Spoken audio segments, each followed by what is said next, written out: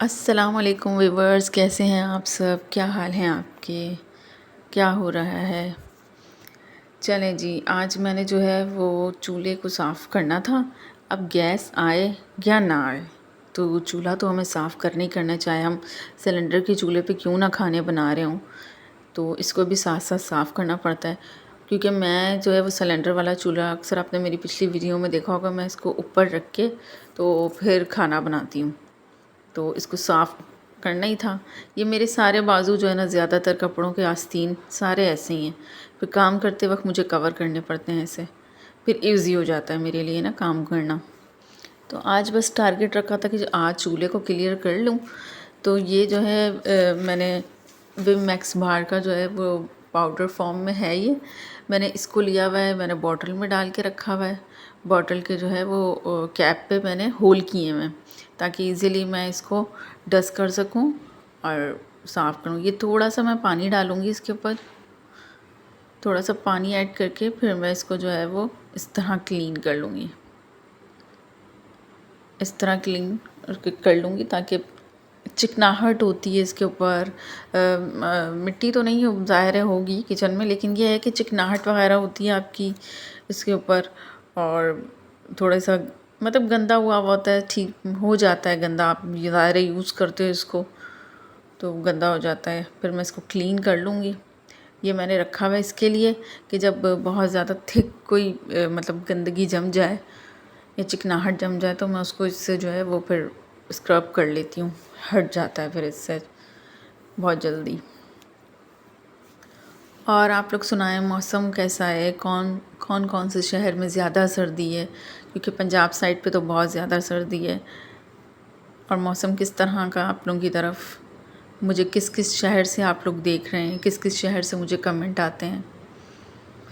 बस ये चूल्हा साफ़ हो जाएगा, इसको मैं इसी तरह साफ़ कर लूँगी, अच्छी तरह से क्लीन कर लूँगी।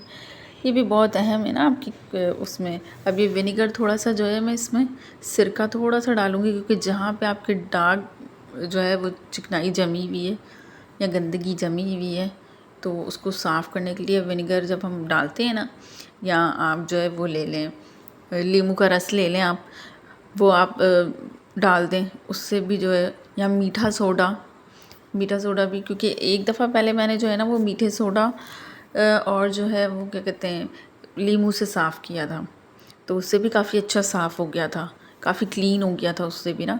अभी हम साफ़ कपड़ा लेके ना तो इसको अच्छी तरह से साफ़ कर लेंगे, अच्छी तरह से साफ़ कर लेंगे। आपको दिख रहा होगा कि चूल्हा अब शाइन कर रहा है, थोड़ी थोड़ी शाइन नज़र आ रही है, आपको पता चल रहा है कि यार क्लीन हुआ है, साफ़ हुआ है कुछ थोड़ा थोड़ा सा। ये जहाँ आपके ये बटन्स लगे होते हैं, इनको भी ज़रूर आप साफ़ किया करें। इनमें भी मैल कुचैल, चिकनाहट, ऑयल के धब्बे, ये सारी चीज़ें जो है वो जाती हैं।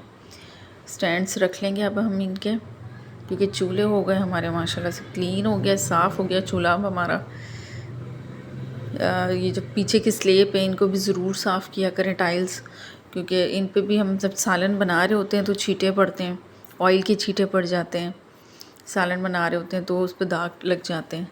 ये देखें चूल्हा हो गया मेरा साफ़, बिल्कुल क्लीन, साफ़ सुथरा लग रहा है। थोड़ी और मेहनत होने वाली है, लेकिन वो बाद में करेंगे। यहाँ मेरा बेटा खेल रहा था, एंजॉय कर रहा था। बच्चों के जितने भी खिलौने हों कम ही होते हैं। तो मैं अपने हस्बैंड से यही कह रही थी, मैंने कहा मेरे बेटे के पास इतने सारे खिलौने हैं, लेकिन उसके पास जहाज़ और ना ट्रेन नहीं है।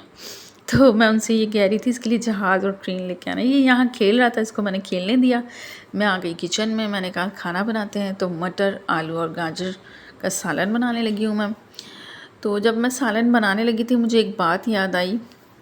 वो बात मुझे ये याद आई कि 9 मैट्रिक की जो बच्चियाँ होती हैं या कॉलेज की बच्चियाँ होती हैं, या इससे कम क्लास की बच्चियाँ ले लें, 7 8 की ले लें, तो माँओं को जब मीटिंग में बुलाया जाता है स्कूल में या कॉलेजेस में, तो माएँ कहती हैं कि हम इन्हें सारा सारा दिन देते हैं, और ये सारा सारा दिन जो है वो अपने पढ़ाई के लिए हम इन्हें सारा दिन दे देते हैं।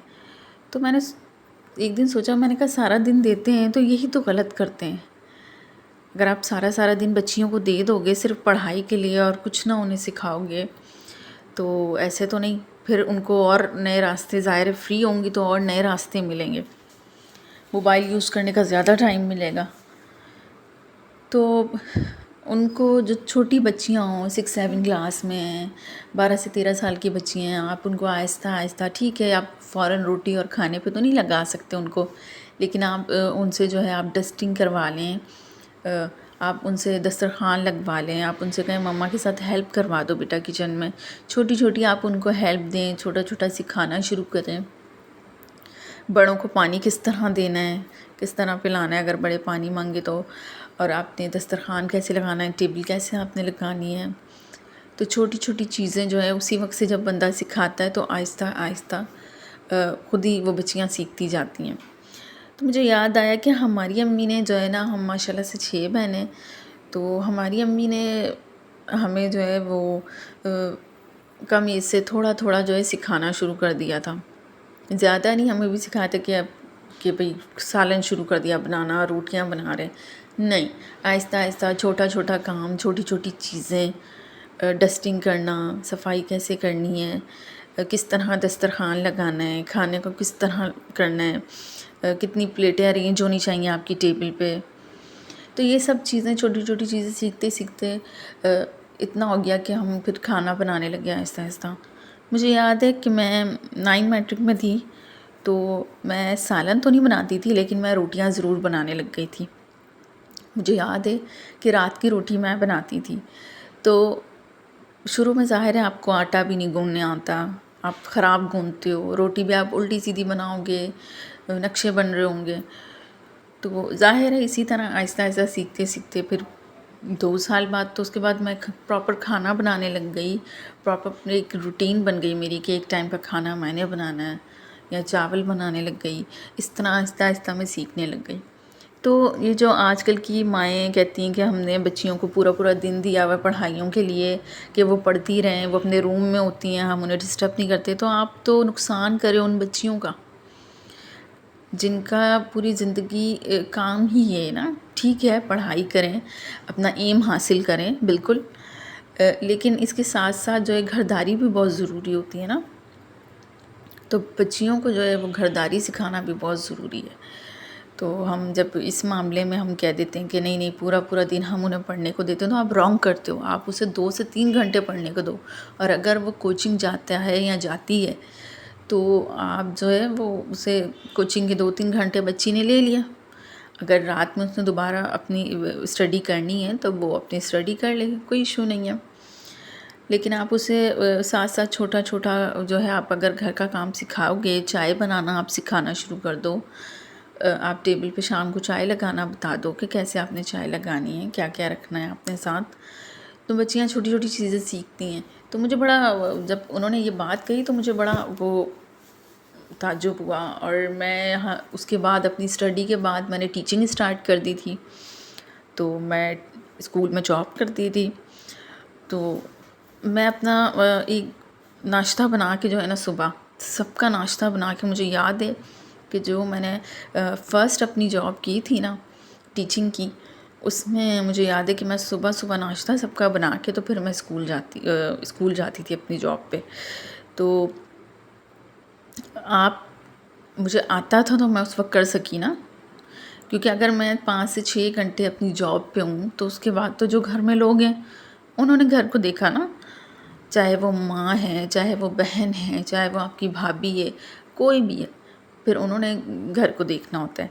तो मैं अपने जो मेरे मतलब मैं समझती कि चलें मेरी ज़िम्मेदारी है वो काम करके मैं अपना फ्री होके, तो मैं जो है वो अपना काम करके सुबह सुबह मैंने फिनिश हो जाती थी। अपने बहन भाइयों का भी बना लेना खाना, अब्बू के लिए भी नाश्ता रेडी कर लेना सुबह, अपना भी करना, और फिर मैंने भी रेडी होके जाना। तो ये सारी चीज़ें होती हैं जो बड़ी खूबसूरत होती हैं, अच्छी होती हैं। हमारी माँ ने भी हमें इसी तरह काम सिखाएं, छोटे छोटे काम।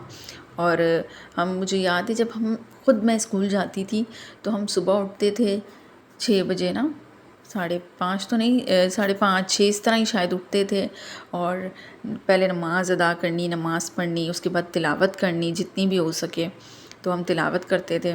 तिलावत करने के बाद अपना स्कूल की तैयारी की, रेडी हुए और गए, स्कूल चले गए। तो वो दिन भी बहुत खूबसूरत थे, बहुत अच्छे थे वो दिन भी। तो वो टाइम भी बहुत याद आता है।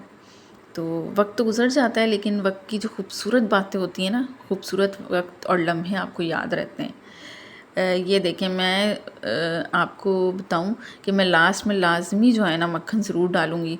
तो मेरा जब भी ये बनता है आलू मटर गाजर, लास्ट में मैं इसमें मक्खन ज़रूर डालती हूँ। मक्खन का फ्लेवर जब इसमें आता है बड़े मज़े का लगता है।